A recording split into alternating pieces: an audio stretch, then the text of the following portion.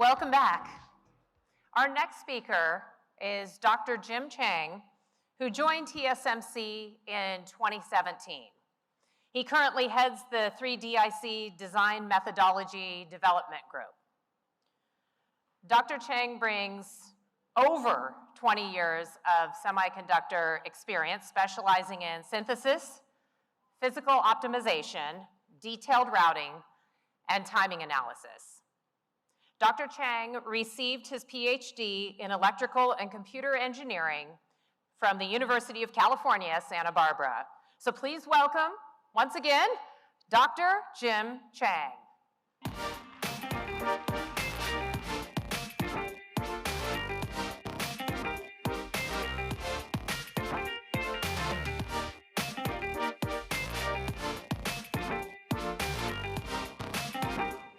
Good morning.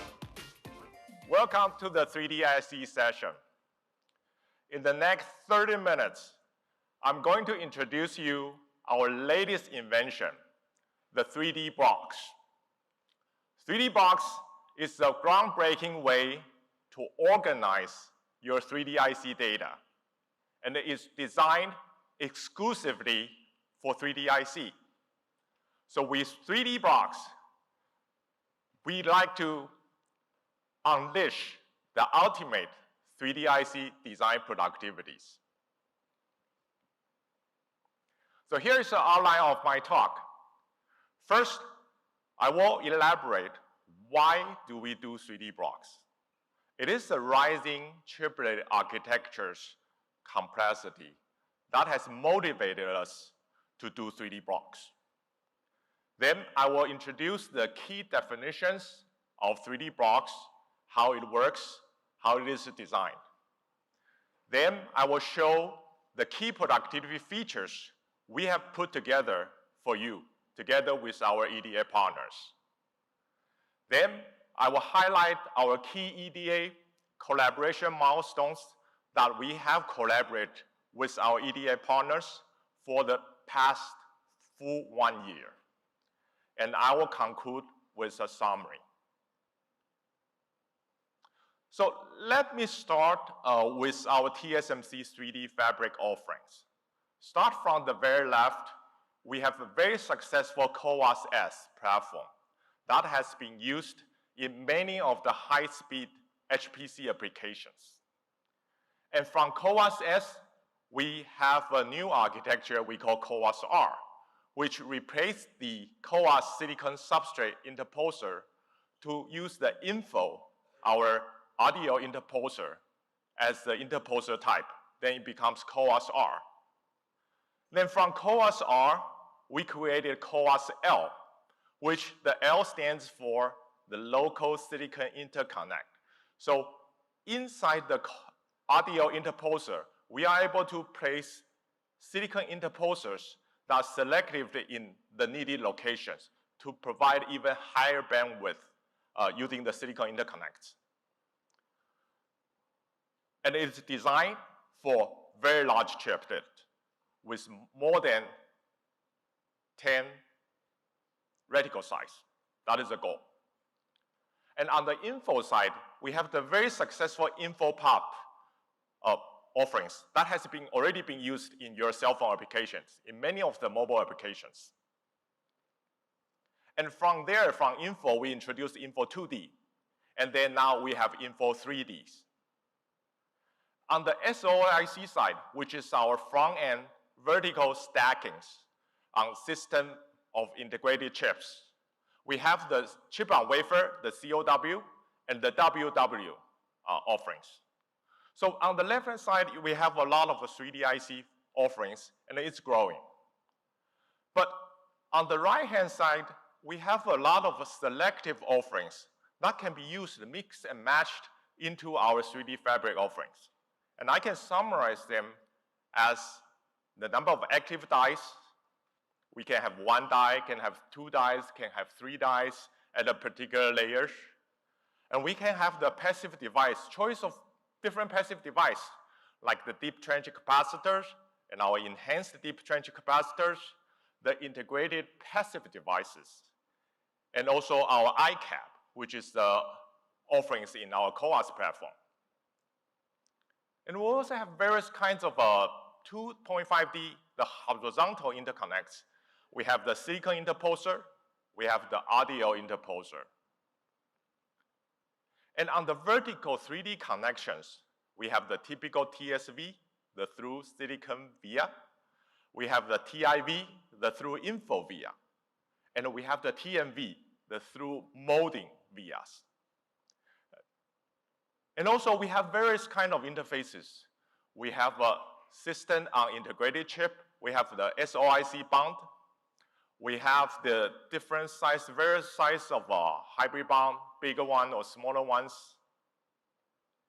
We have the BGA ball, we have the C4, or we have our polymer via, which is our connection to info.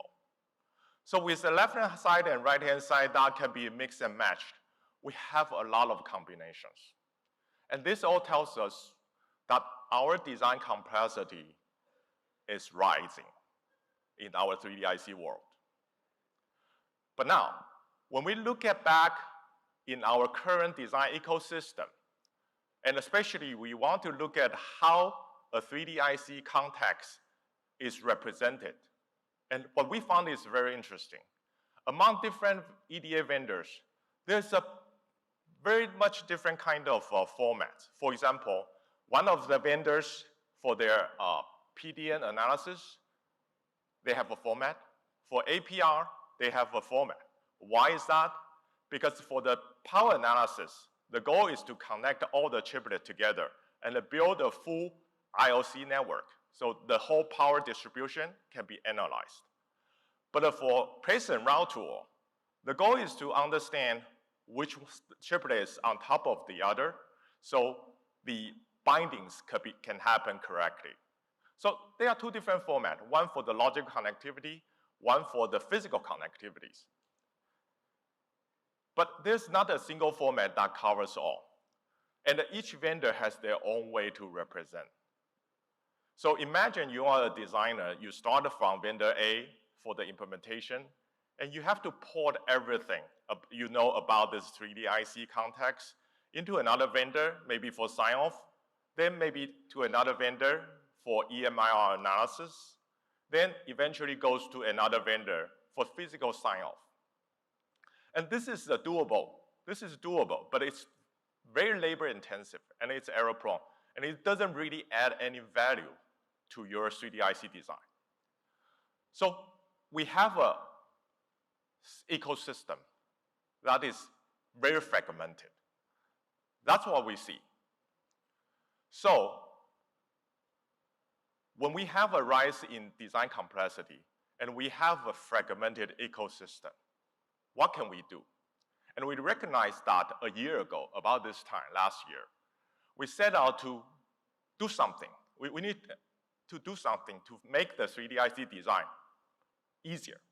So what we set out as a mission statement is we want to find a way to modularize the design and the EDA tools to make 3D IC design flow simpler and efficient.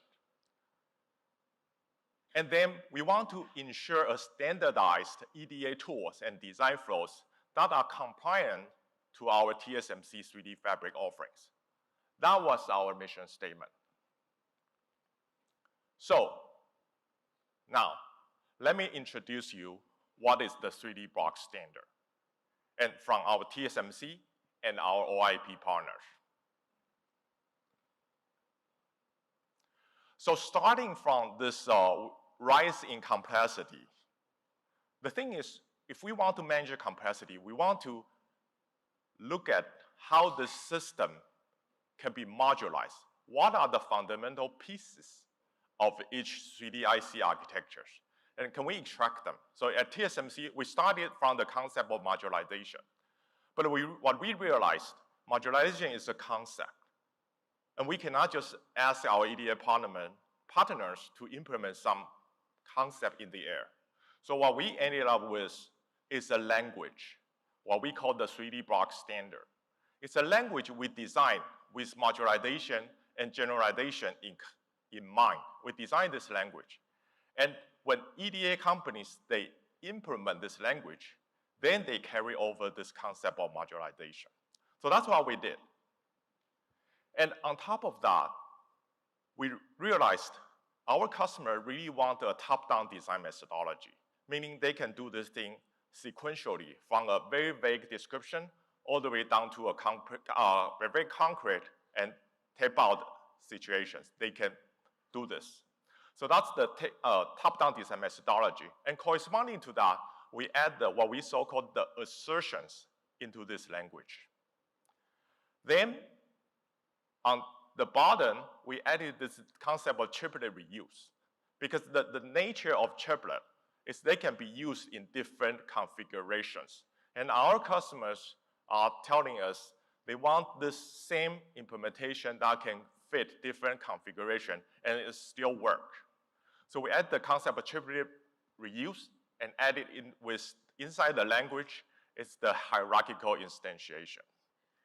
And also, as I have talked before, all these languages that is current in this ecosystem are nothing more than the physical connectivities and the logical connectivities. So we set out to design 3Dblox that covers both. So there's no other format needed in this industry. 3Dblox will cover them all. So this is a very high-level view of the 3Dblox. So from there, we start to look at our TSMC offerings. And you can imagine the whole 3D IC design is about designing the interface. So we first started from looking at all our possible interfaces, the audio silicon interfaces, the audio interfaces, and our bridge kind of interfaces. And we analyzed them and put them into a set of language construct. So when we design this construct, we do this in two kind of formats. We do this physical construct, which capture the physical dimensions, their typical physical properties, and we design that into the language. Then, since it's all about interface, we explicitly design the connection construct that captures where these triplets are exactly connected. So with this set of generic representations, we can build a full 3D IC stacking, full representation with this kind of language syntax and semantics. And also we add the assertions that can continuously check your implementations to making sure certain property does exist. That's what we do as the 3Dblox standard. So take a deeper look into this language. So the language goes with the typical definition and the instantiation. So on the top, you see this triplet definitions. From there, we first define what is a triplet. And we define the corresponding regions that this triplet can be interconnected to other triplets. And out of this, since we already have the definition of triplet and the interfaces, all the TSMC technology file can be automatically binded into these descriptions. So with that triplet definition as a set of library components, we can instantiate them into a full 3D fabric representations. We got the triplet can be multiply instantiated. And since each of the instantiated triplet already have their interface defined, we create a set of we call the connectivity construct, or we call the connection object, that explicitly bind them. And with that, we will have a full representation of the physical and the logical connectivities. Then on top of that, we build the assertions, where we have the path assertion and the physical assertions. And together, it becomes the full context model for your 3D fabric designs. So here, let me use a CoWoS-S structure, and step by step, we construct that with 3Dblox. First of all, you have the triplet definitions, and in this case, we have a SoC die, we have HBM die, and we have the audio interposer. And each of them is represented by a set of 3Dblox syntax. And from there, we can instantiate those triplets. And you notice this SoC die is multiple instantiate twice. And then once they are instantiated, but they are not connected yet. But since we have all the interfaces defined clearly, we create 3 connection objects. And this connection object will explicitly bind those interfaces. And now they are fully binded. So with this information, we can actually build what we call the path assertions. And path assertions are connectivities that we know by design intention they should exist. Then 3Dblox implementation will follow these path assertions and make sure from top to bottom this assertion is respected. And now let's look at another example with the 3D Fabric CoWAS-L structure. So look at this structure on the left. On the top, first level, we have 3 chiplets. And we are interconnected by 2 layers of infos in this green interposers. And embedded inside the info, we have 2 LSI die, the local silicon interconnect, which provides the needed bandwidth for connectivities. And we have the pure silicon one on the left, and there's a variation we call the LSI2, which has the silicon interposer also with a few layers of RDLs on top to provide a further bandwidth with a different RC perspective. So this is a very complicated structure. And with 3Dblox, since we define those connection objects, explicitly combine them. With this information, we are able to build what we call the transitive connectivities, which means because our connection objects are essentially one-to-one mappings. They define the A connects to B and B connects to C. And with transitivities, we know A connects to C. So we can essentially, just simply based on the language model, we can build the full stack connectivity model. And this will be essential for our path assertions that works on this generic graph. So next, let me introduce those key productivity features that based on the 3Dblox language, what can we do with this? First of all, remember we said we want to design the language with the top-down design methodology, meaning we want this design to be correct by constructions. So we build into this language a 3 abstraction level, starting from the black box level, where you only have a basic contour of the chiplet. And just by placing this very rough models, there's already a lot of design rules that can be checked. For example, the chiplet spacing, chiplet enclosures, or number of chiplets that are available in this our design rule, based on our design rules. And we can already place path assertions on this very simple model. And then in the left F stage, where the design is really Pearson routed, we can find the right locations because 3Dblox defines exactly where this interface happens. It can automatically help you to call the corresponding interface LVS deck to check the interface LVS. And it also can check the path assertions carried over from the black box stage. Then finally, when we go to the GDS stage, where everything is fully implemented, 3Dblox allows you to call the corresponding DRC LVS stacks at their particular locations. And on the assertions, I already discussed the path assertions where we explicitly want to find the path that exists between certain chiplets and want that property to be maintained throughout your design cycle.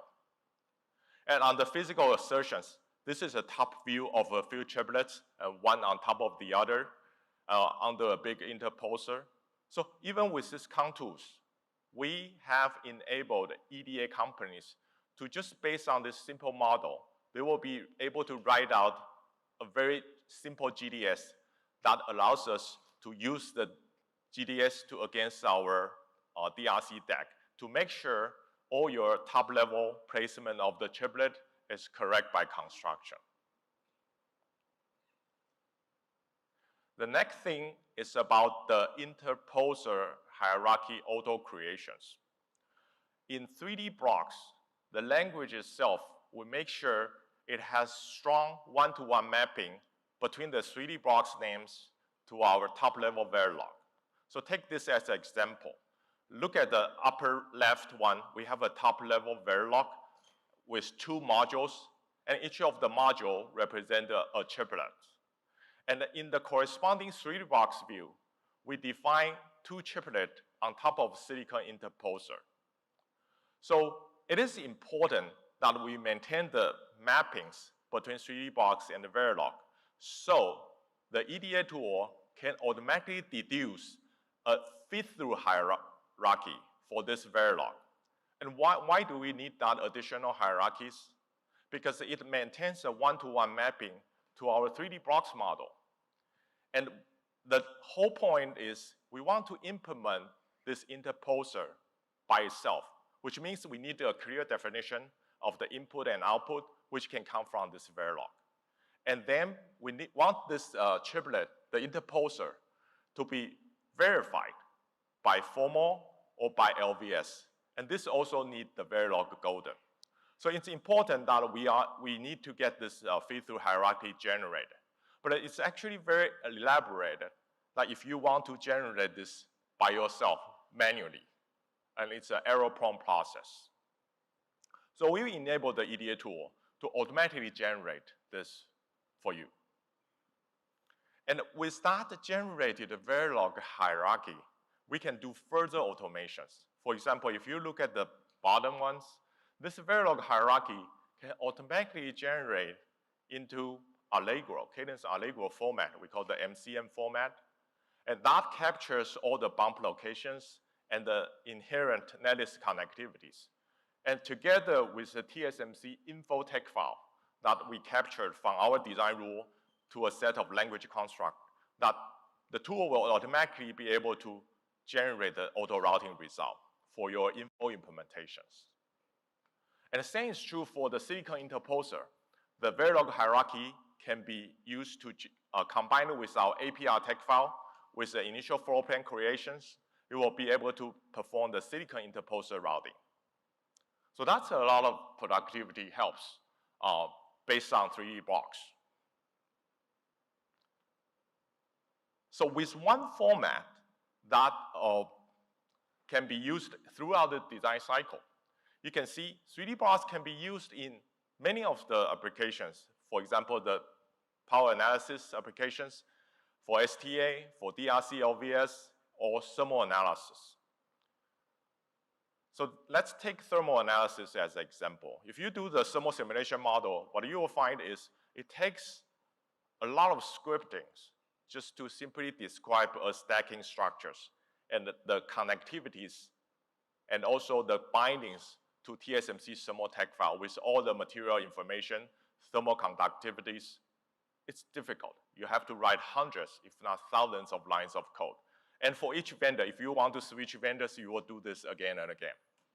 So with 3Dblox, you just take this with one line of code, importing the 3Dblox model, importing the TSMC thermal tech file. We make sure the thermal tech file works 100% with 3Dblox. And immediately you get the simulation model.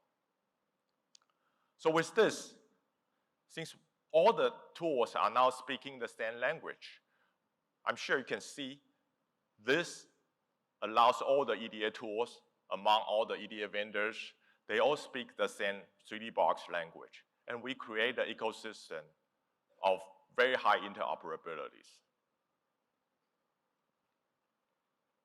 So on top of this, TSMC has decided to provide what we call the 3Dblox design template. So these are a set of templates that TSMC has pre-configured, pre-qualified, that you can directly use based on 3Dblox. So imagine you have an architecture, for example, on the left. This is the SOIC structures with 2 top dies and 1 bottom die and 2 HBM dies on top of a silicon interposer. You can imagine how many tech files are there. There are at least 50 different tech files for each chiplet It can be an N3 technology, can be an M4, can be an M5 technology, or maybe N65. And each of them has APR tech file, DRC, LVS. They have all kinds of mapping files from APR maps to DRC, GDS, from GDS map to RC tech file, or thermal tech file, or info tech file. There's more than 50 of them. And currently, without using 3Dblox, they're gonna be delivered as a bundle. And our customers would have to make sure they are using the right thing for their right purpose. But with 3Dblox, since we already have for a particular architecture, that chiplet has already been defined clearly, the interface defined clearly. We pre-bind all the TSMC tech files such that it can be used directly. And we make sure all our offerings, we have this kind of design template. And what can you do with this template? Well, in the flow, for example, in the bottom path where I label this non-3Dblox flow, you would have to create this yourself with all different EDA tools. Each of them you have to specify. You have to define the chiplet, define the stacking, define the LVS, DRC, where it should be used. Easily thousands of lines of code. But with 3Dblox, it's just one line. You import this database, you import this 3Dblox format, and boom, it's there ready for you. You can further elaborate, you can further manipulate, and you can save back to another 3Dblox file. And also, we provide you all the assertions that we can think of, and this will provide a second boost for your downstream further optimizations. Okay, now let's look at the collaboration milestones. So we started last year, and at the January end of this year, we started to push out the 0.1 versions. And with EDS, we worked together for 2 months and come to the 0.5 version. And then we work for the full half a year and get everything implemented. I'm sure you can see that 3Dblox has unified and fundamentally changed the 3D IC design ecosystem. And here's another readiness. The features I talk about has all been listed here. And notice the first one, the design template, has all been supported from all the 4 major EDA vendors, and interoperabilities that we strive hard to maintain throughout the ecosystem. And also, we create 5 test cases of different complexities and drive all the EDA vendors to work with on various architectures from CoWoS to CoWoS-L, Info3D, SOIC. We make sure everything is ready. All right, now let me come to a summary. So the future of 3D IC design has arrived. In the past 30 minutes, I have shown you our latest inventions on 3Dblox. It has been fully validated across all the EDA vendors and tested by our TSMC test chip. And if I can summarize with only one sentence, 3Dblox is one data format that unifies 3D IC logical connectivity and the physical connectivities, and leading to a significantly simplified design flow. And also, but this cannot be done without the collaboration with our EDA partners.